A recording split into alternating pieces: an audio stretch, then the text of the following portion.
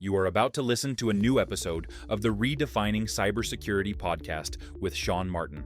Have you ever thought we're selling cybersecurity insincerely, buying it indiscriminately, and deploying it ineffectively? Well, perhaps we are. Let's look at how we can organize a successful information security program that integrates business culture with people, process, and technology to drive growth and protect business value.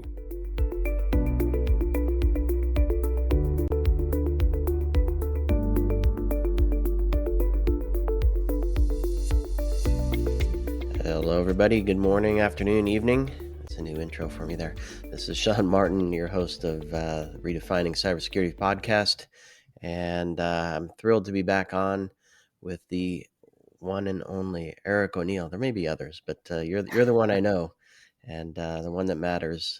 You've done a lot of stuff. We met through a mutual friend, and we've had a chat with Marco not too long ago, and we had a conversation, I don't know, a year or so ago, perhaps. That's right. And you've been busy, my friend. What's going on? I have. Sean, it's good to be back talking with you again about cybersecurity. And since then, of course, I've got my new book out, Spies, Lies, and Cybercrime. Everything you need to know about protecting yourself from the legions of cybercriminals who are out there just trying to steal our data and our wallets. Exactly. Yeah, we had a good conversation with Marco about that, about the book and the realities within it that you share from a societal perspective and an individual perspective. And today we're going to maybe shift that a little bit and spin it around and look at it from a business perspective, B2B perspective, perhaps even a B2C. Certainly. Yeah, all of that. And and of course I think one of the main things that stuck out in my mind is we talk about this, that cybercrime is a business, but some of the things you pointed to in our last conversation really points to this is really a business, and businesses competing with businesses. So let's get into it. Before we start talking about the impact cybercrime and the dark web and all that good stuff has on the economy and down to ourselves, maybe a brief background of the things you did at the agency and your first book, which we talked about a while back, and then what you're up to now. Certainly. Well, my earliest background is with the FBI. I was an undercover operative. I was tasked with counterintelligence and counterterrorism and mostly operated in and around Washington, D.C. area. So counterintelligence is the science of countering spies, foreign intelligence officers who want to steal everything today from state secrets, which is old school espionage coming after our government, but more often than not, secrets from our businesses, because economies drive policy, economies drive innovation, economies and information that foreign intelligence services can steal from business drives full economies for other countries. And of course, counterterrorism, which is the science of stopping terrorists, which seems a little bit more simple, but it's really not. It's actually more dangerous. Since then, after my final case at the FBI, which is what the book Gray Day is about, that was catching Robert Hanssen, who is the most damaging spy in U.S. history. I was sent undercover in FBI headquarters in the most unique case the FBI had ever run to trick the spy into revealing information that would lead to his arrest. My job was essentially find a smoking gun. And I did. And that's another great story if you want to read the first-person narrative about that story and everything I have to say in my theories on the evolution of espionage from traditional cloak and dagger to what it is today. It's cyber attacks. Then read my book, Gray Day, and you'll be an insider into the craziest, most unique investigation the FBI ever ran. And of course, if you like my voice, you can listen to me tell this story on Audible. That's the book, Gray Day. But from the FBI, I left the FBI shortly after that. I was very burned out. I had worked undercover for 5 straight years, never came out of cover. And even in that last case, went undercover as myself, which still boggles my mind. Left the FBI, got my law degree. By then, I was actually going to law school while I was at the FBI, working full time. And I was a national security lawyer for quite some time. Actually still practice law, just sort of part-time compared to what I used to do.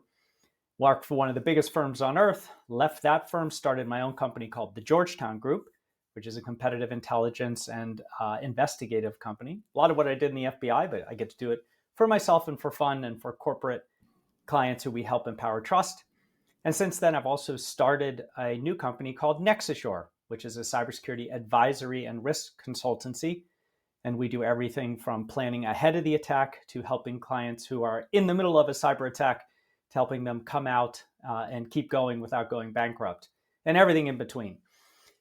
And I'm also an author. And what I do more than anything else, Sean, and what I was just doing yesterday, I just flew in early this morning from Seattle, is speak. I take stages all over the world, and I talk about cybersecurity, cybercrime, and what all of us can do to protect ourselves, which is what became the basis for this book. Usually what works on stage, I use in books. That way I know that I am telling entertaining stories that capture your attention, that keep you reading, that keep you interested, but also teach you the things you need to know to protect yourself. Yeah, I love that you went there.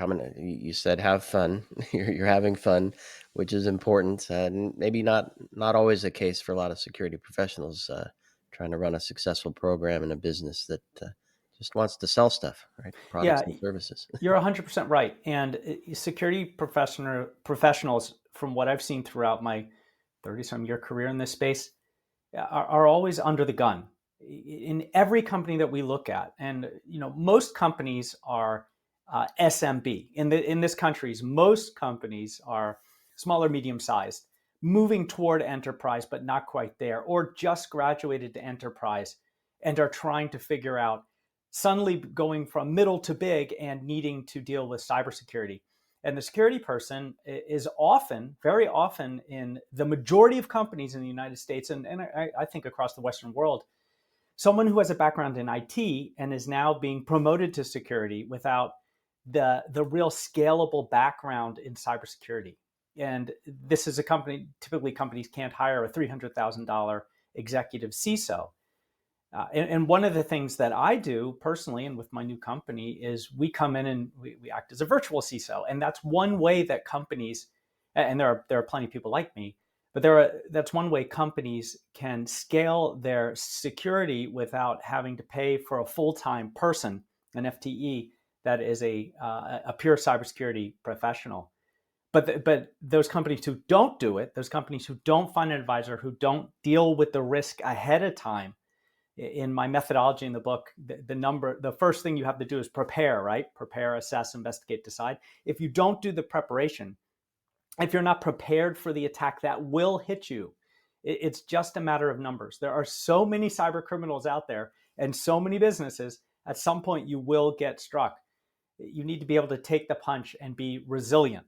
So right now, offensive cybersecurity, hunting the threat, and resiliency after the threat has landed are the holy grail for cyber. Yeah, absolutely.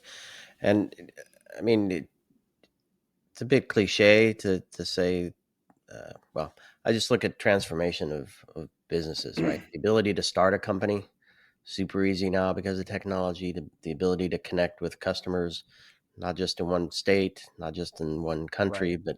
but across the globe. To have a bunch of services, to connect with a bunch of partners, to build out bigger solutions, where there's a lot of value comes with that. I think we take that for granted, and businesses, and certainly security or business leaders, and then the boards that guide them, and investors that guide them, want growth, right? So that's the focus. And I'm looking at this from a marketing perspective right now, where everything is about demand gen and driving pipeline and Right. closing deals. And oh, by the way, we're still human. We still have business connections and relationships. We still have trust. And I think I'm kind of rambling a little bit here, but I'm curious to have your perspective on the transformation we've seen over the last few years with technology and the ability to create business and create partnerships Certainly. with others, that we make those investments. But then you say we can't afford a $300,000 CISO. Right. And maybe not even a security team. And we're talking about your small, medium business here, but I'm just wondering, what are you seeing in terms of threats that we're not realizing, and or do you see organizations do it right that that maybe others can learn from as they're listening to us chat today? Absolutely. And we're working with organizations who are exploding into the enterprise stage and are being very smart about layering and building in intrinsic cybersecurity into their stack, into their transformation. Companies that are moving from on-premises to cloud and are building cybersecurity in smart right from the start. And then there are companies who move too quickly and don't think about it. Or what I see a lot in companies is this idea of, I'm too small, I'm not interesting enough, it can't happen to me, right? And I start the book in one of the early chapters telling a story about how my house burned down when I was in high school. And I come home from school. I pulled out of school early, and I looking at the smoking wreck of my home, and my room was the one that was the most destroyed. The fire didn't start there; it started in the basement and moved up through a duct system and exploded my room out. If I had been there when it happened, I would have been incinerated. So fortunately, I was at school, but I lost everything, and we didn't think it could happen to us. Now we had insurance; we had planned for it, but we still had to deal with the aftermath of that fire. So it can happen to you. And it behooves everyone to prepare for it. And there are ways to do it without breaking the bank. A good, and now consultancies like mine that do cybersecurity advisory can do this in a very affordable way without having to pay for that full-time person. But the trick is do it early. Don't wait until like I say, don't wait till a pressure situation to examine your cybersecurity. There are too many companies who go through a crucible, an unnecessary crucible. And that is, we didn't prepare for it, and suddenly we're in the middle of a cyber attack. I tell a story in the book of a nonprofit, an NGO, a non-governmental organization, a charity that is working all over the world doing humanitarian assistance. And I'm advising as an outside attorney, actually, and cybersecurity, and helping. And I moved into a role in cybersecurity. And they were hit by a large-scale, massive cyber attack. The CISO calls me on a Saturday morning, and you never want to call. He wasn't even a CISO. He was sort of like the IT guy who was promoted, right? Who had no background in cybersecurity. And he frantically calls me and he says, I think I have a problem. And anytime you hear from your IT person on a Saturday morning saying, I think we have a problem, that's a cyber attack. Attackers love Fridays. They love Fridays before holiday weekends. They know that people don't want to work. They know that people are planning to be on vacation. It might be hard to pull them in, and they launch their attacks. And it was a large-scale cyber attack by a Russian cybercrime group who believed it was their patriotic duty to attack the company because they were performing humanitarian assistance in Ukraine. So to make a long story short, and you can read the whole story in the book. It's that's the through story from the beginning of the book to the end. But that company hadn't prepared for this attack. And suddenly they were in the center of a massive ransomware attack that was using VPNs to go country to country and shut down their hubs everywhere. And he said, what do we do? And I said, there's only one thing we can do. Shut it all down. And so we went to the executive team and we made a recommendation. They took it because there was no other thing they could do. And we told every single employee in the company, around 3,000 employees, turn off your laptop, close it, shut that thing, pull the Ethernet cable, get off wireless, walk away, just walk away.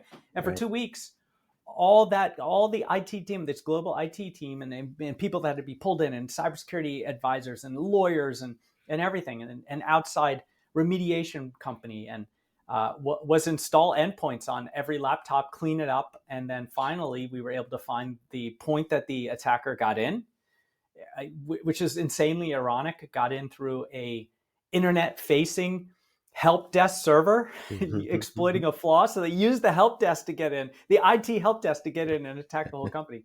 And then once we knew the point of attack, we knew a backup that we could restore from. The company lost weeks and weeks of data and information and time, and may actually not make it. That was the 1-2 punch with the the U.S. aid, the reduction in U.S. aid.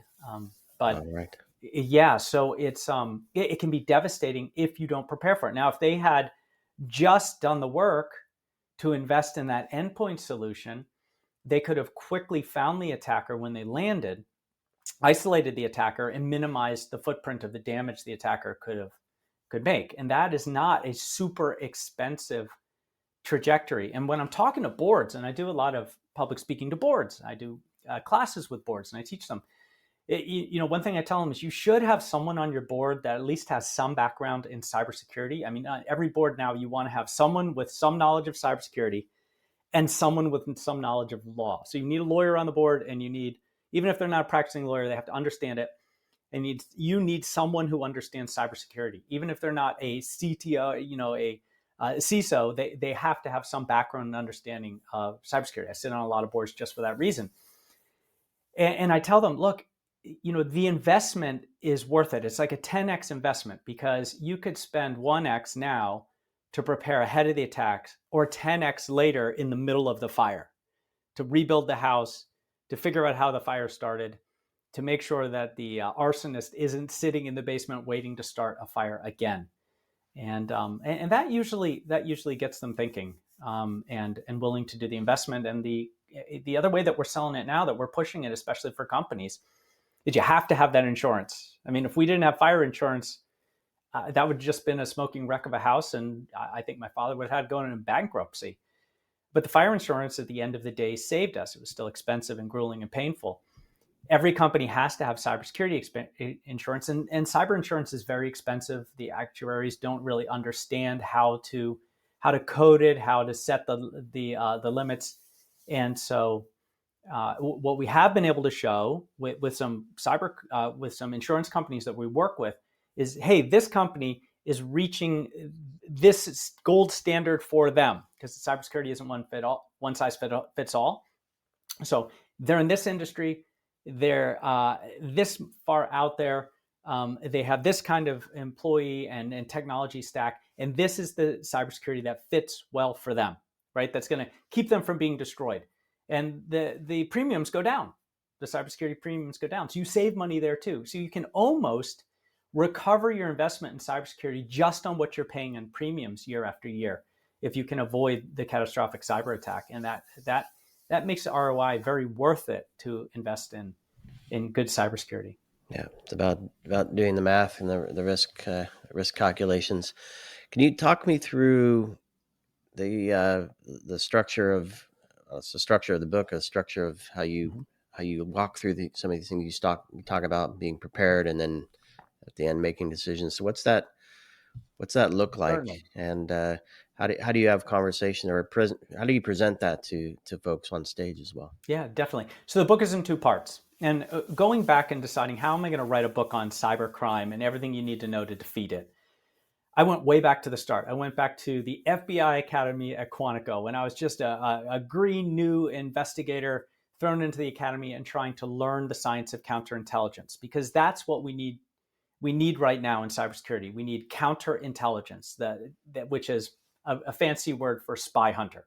We all have to become spy hunters if we want to stop cyber attackers. So one thing I wanted to do with the book for my readers is demystify things like the dark web and how cyber attacks start and where they come from, and the origins of all this cybercrime, but also peel back the curtain and give you an inside look at what it's like to be an FBI counterintelligence specialist, a ghost, someone who is steeped and understands the way that attackers are attacking so that we can defend against it.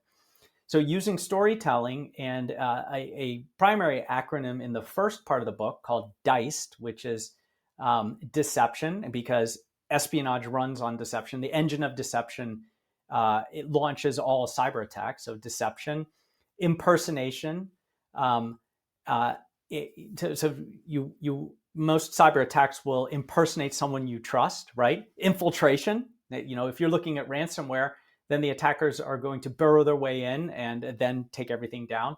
So deception, impersonation, infiltration, confidence schemes, which are taking deception to the next level, exploitation, and then finally destruction. Because at the end of the day, what criminals do is they use the same tactics as spies.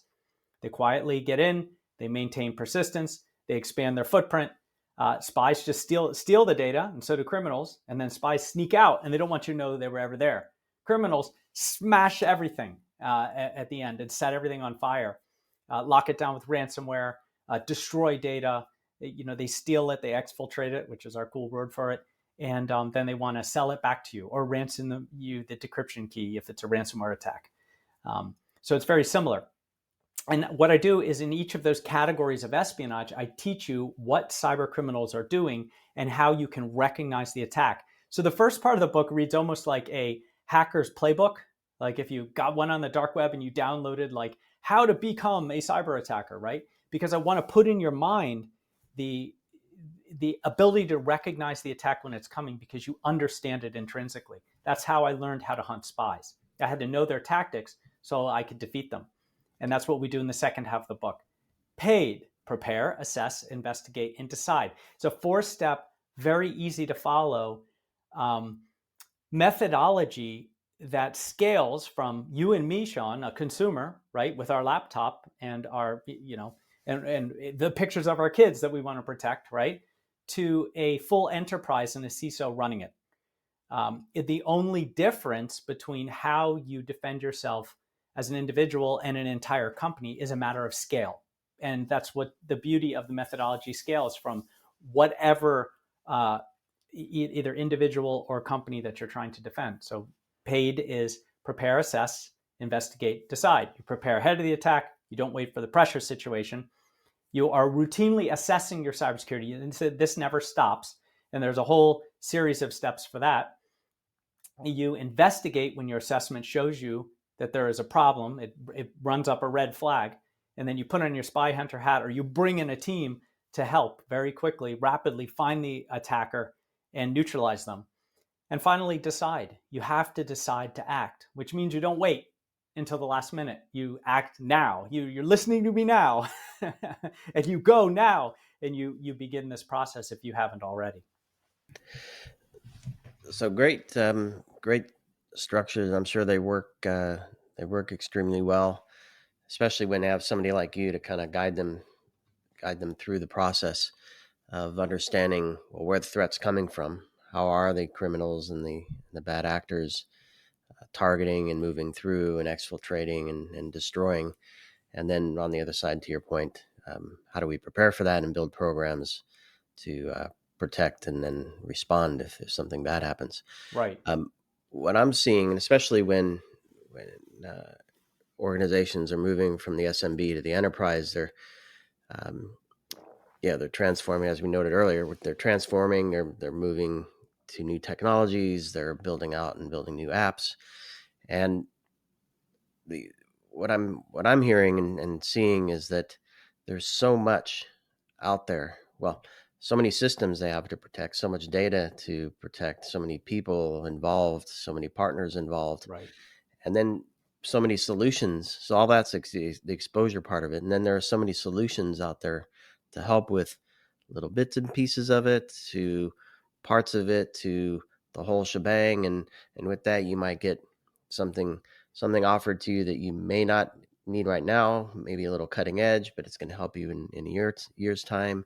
To here's the basics that you need, but some of it might be best practice or best of breed, but you're going to have to find out what those are. And then you have the big behemoth companies that do it all, and you get good enough across the board, but you might be missing some small parts. So how, painting that picture now, how do you see organizations trying to do that math of what is the threat? What is the risk? What is my exposure? How do I map that to what I exactly need? And how do I find the right pieces and parts to actually build a program and build a team and not kill ourselves in the process?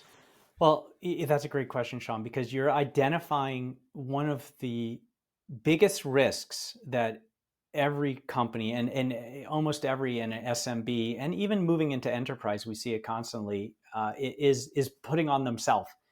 And that is their stack, their technology that they've invested in. And what we're seeing time and again is they're over-investing in things they don't need. They've got multiple things that are plugging holes where one tool could do all of it. And it's because as they've grown, they've gone to the trade show, they've talked to vendors, they've taken the phone calls, they've been sold on certain technology, and it doesn't all work together. It's not marching and singing together, right? Like a good battalion. And what we do is we come in and we do the first thing we do is a vulnerability assessment. Like, what are your vulnerabilities? Where are your holes? Where are your problems? And we look at the full technology stack. And we have a client right now. It's a corporation that has has offices all over the country. And as we came in and we did the vulnerability assessment, we saw that they had two partners that were both involved in moving them from on-premises to cloud, doing the same thing, but at cross purposes.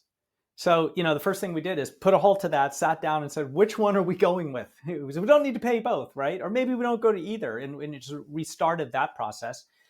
We also saw that because they didn't have good policies across the board in IT, there was shadow IT everywhere. The person in charge of IT for different offices was investing in his or her own thing. And then of course there was no plan for how does the company use AI, which is something that many companies aren't thinking about. If you don't have a plan for AI, if you're not providing a secure environment, AI environment for your employees, they will use free AI. They will go out and they'll use their free version of ChatGPT or Cloud or whatever. And then they're putting your data, your confidential data, into an open source AI that's now reading it, and others can see it, and it can create a point for a breach. So you have to think about that as well. So that vulnerability assessment can be critical. And also, the nicest thing about having someone come in and do that, it's not just cybersecurity, it's really IT vulnerability, to find where you are in your journey and where the holes are and what has to be fixed. Is companies end up saving a lot of money. We find that what we're charging for the vulnerability assessment, we're providing cost savings in just streamlining the technology and getting rid of things that they don't need. It might be a few years down the road because companies sign contracts and they can't get rid of this, and but they see it down the road that it will pay for itself, and that's absolutely critical. Especially moving from small to big. As soon as you look like you're going to move from small to big, like every vendor on earth comes in and wants to sell you something. And you have to resist buying the things that just aren't going to be necessary at all and aren't going to help you, or might open the door for an attacker because you're bolting something onto something where it doesn't fit. So another thing that I feel is happening is, companies seem comfortable making those decisions when Marco and I do it all the time. We're using this service. It's meeting 90% of the need that we have. We need to move in this direction. So we need to look for something else. We have a contract with this one, or subscription that's not ended. We make a decision to move to the new one because that added, even if it's a short period of time, that added value is going to help us reach new thing. We're comfortable with that. You throw the word cyber in there and it's like, right? Now what do we do? Right. And it's because I think the industry has painted this cloak of mystery above it, and people don't know how to talk about it. So the reason I'm going there is kind of the storytelling aspect of this. How important is it? How do you see organizations be successful in telling a story that maybe doesn't focus on the cyber part of it, but focuses on that last part, the decision to say, this is a story we've heard. Here's how we're telling it in a way that you can understand, right? You haven't experienced it yet. Others have. It's not cyber, it's the story. And therefore you can understand it and maybe make some decisions that you're familiar with making all the time. Just this one happens to be cyber. Yeah, usually when I'm on stage and I'm speaking to a company, I will look for, I always have one key cyber attack I like to talk about. Like I was just talking to this huge organization of historic hotels, and wonderful people. I decided as a keynote speaker, I want to target every kind of hospitality company I can, because no one knows how to take care of you better than a hospitality group, right? But in speaking to them, I used the example of the attack on MGM in Vegas, and how Vegas was shut down and those hotels were shut down and there was chaos and every patron was unhappy and people couldn't check in, and how just one simple phone call led to that attack. One 10-minute phone call, and the attackers were able to get through MGM's incredible cybersecurity. You have to speak to the audience in a way that they understand, and you have to draw from stories that will matter to them, right? If I went and spoke to a group of hospitality people and I was telling the story of Colonial Pipeline, right, it wouldn't hit it the same way. It's like, okay, great, critical infrastructure. And then I tell them, technically you're critical infrastructure. People can't go stay at a hotel, then, it causes trouble in travel, right? But you need to be able to speak. And this is why, look, I'm an attorney, right? I was also a general counsel for some time, and I was an outside counsel. And the difference between having your general counsel, who's a member of your executive team, and going to an outside counsel when you think you need legal help is kind of the same as having a CISO in your company on the executive team and going outside to a cybersecurity person when you think you need help. That inside person, that executive, understands the company intrinsically, knows where all the skeletons are, knows where the problems are, has fixed that engine 100 times and just knows it like the back of their hand. So will understand what is necessary from the inside out. While, and if you don't have that person, then you need someone who's going to come in and become knowledgeable about you and be on your side, as opposed to just having a subscription to a cybersecurity vendor who just wants to sell you things, right? So you need to have that advisor, not just a company that their goal, while they want to make you safe, their goal really is to get more subscriptions and more seats for their technology, because that's how the person working on commission makes their salary. So if you don't have your insight, if you don't have your general counsel, right, don't just go to a law firm who's just going to want to bill you for whatever they can. You need some, now we have virtual general counsels, right? The same thing with a CISO. You need someone who's going to be there for you, know your team, and fulfill that role, even if it's only like one day a week. But they're going to understand the company, and they're going to be able to say, all right, here's where we are in our transformation, in our growth, and these are the kind of things we need, and these are the kind of things we don't, because this won't fit and this will fit. And that is a way that a company that can't hire that full-time person can rent one and get not quite the same, but close enough that it's going to help them be secure. And storytelling is critical. That's what a good CISO will do. And they come and I speak to a lot of CISOs every year, and they come and listen to the keynote, and often they'll bring their CEO with them, right? And then I get so many hands shook, until my arm wants to fall off, by CISOs who come over and are like, my CISO, halfway through your keynote, approve my budget. Because storytelling, learning the examples of how this harmed companies in the past, what companies did to be successful, and doing in a rubric of a story, which is how we think as a species, is how we remember information, will sit in your mind and help you sell from the inside to get that little slice of budget that you desperately need.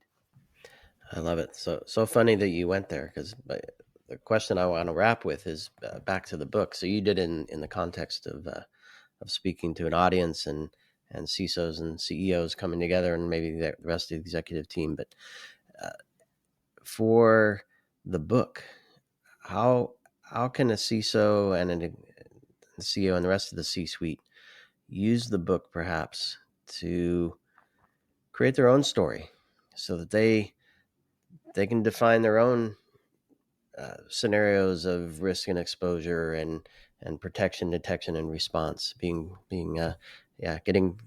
rolling the dice, right, and protecting the business so they can actually get paid and keep that revenue. How can the executive team use the book to gain benefit? Well, the one thing about cybersecurity and cybercrime and cyber espionage is that it's rocketing forward. It's a train at high speed, and not like our trains here in the US, like a bullet train in Japan, like moving.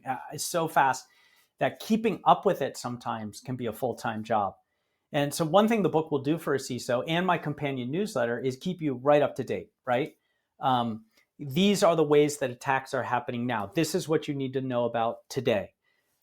So that you know what to talk about when you're sitting in front of the executive team, you have examples that you can draw from. You can say that this is happening. Here's the size of the dark web. Here's the size of cybercrime. $14 trillion a year in cybercrime and growing. By next year, right now it's the second largest economy on earth. By next year, it might be the second largest economy on earth. That's a huge market share of bad guys. And there are only so many companies. There are lots of companies, but there are lots of bad guys. So they just play the odds. We're going to get attacked, right? And then from there, the second part of the book, once again using stories, provides examples and toolkits that you can use to deploy in order to say, look, this is what I think we should do. We're in the planning stage now. We need to do a little bit more work in assessment. And here's an idea of a tool we could use. Here's a way that we need to think. And maybe we need to bring in some help here, and I need a little bit of budget. But the book will teach you how we're going to use a little budget, but we're going to save money on insurance. We're going to save money on getting rid of technology that we've deployed that we don't need. That's really expensive. Do we stay on-prem? Do we move to cloud? How do we defend against ransomware? But most importantly, also, it will give you the story you need to tell if you're trying to get that budget as the person in charge of security for your company, about the incredible damage that can happen if you are under the siege of a cyber attack, if that fire is set and burning around you. Because it's just not, it's not worth being, what is the saying? Penny smart and pound foolish, right? Something like that. Just to save a penny, you throw away the whole bank account. So it will give you the ammo you need, the ideas, the storytelling to sell your executive team and your board on the need for enhanced cybersecurity. And hey, get your CEO a copy. Exactly. Have him read it. Yeah, after he reads the book, after he reads the first half of the book, he'll be coming to you and saying, "How much more budget do you need?" There you go. Yeah, and you're speaking my language. One of the earlier names of this podcast was The Business of Security, and I still have in my mind this utopian vision that security can really help shape the business. And you're talking about it in the context of you're spending money on tech you don't need, and it's adding complexity, and it's leaving you further exposed. And just that decision alone, security helping the business make those decisions, can save money. Absolutely. Can save money, and in the process, make it safer and perhaps even more nimble and scale faster and make more money. And obviously the goal is to do that and then protect it. So you're speaking my language there, Eric. It's always a pleasure, my friend. I could talk to you for hours. I have a lot of different things I'd want to dig into here, but we'll leave folks with this story, and perhaps you can come back again soon, and you can talk some more. I want to talk about competitive views. We look at our competitors, but we don't look at cybercriminals as our competitors necessarily. Anyway, lots of stuff in my head. I'm going to leave it there. Eric, show the book again. Spies, Lies, Cybercrime. And Gray Day was the other one. And ericoneal.net to connect with Eric. And of course, I'll put links to all that stuff. Perfect. To the book and your website. And they can grab the newsletter and connect with you. And who knows, maybe I'll see you in person at an event somewhere. Yeah, definitely. Well. I'm sure we'll run into each other at one of these big cybersecurity conferences that spring up all over the world as it becomes more and more necessary. And I should also say, if everybody liked hearing my voice and you think it could help you get to sleep at night, you can download the Audible version if you prefer to listen to your books. And I recorded that myself. Look at that. Fantastic. Well, Eric, it's a pleasure seeing you. Thanks for taking the time. Congrats on the new book, and continued success for you and the team, and ultimately for all the people that you're helping with your words and your stories. So, and thanks everybody for listening, watching this episode of Redefining Cybersecurity. Stay tuned for more.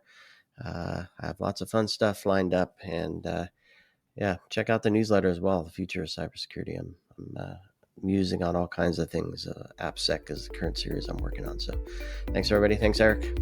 All right. Thank you, Sean. We hope you enjoyed this episode of the Redefining Cybersecurity Podcast with Sean Martin. please take a moment to rate the show and leave a comment. And remember to share the Redefining CyberSecurity podcast with your friends, family, and colleagues. Come back for more conversations and follow Sean Martin at seanmartin.com as he continues his journey towards redefining cybersecurity.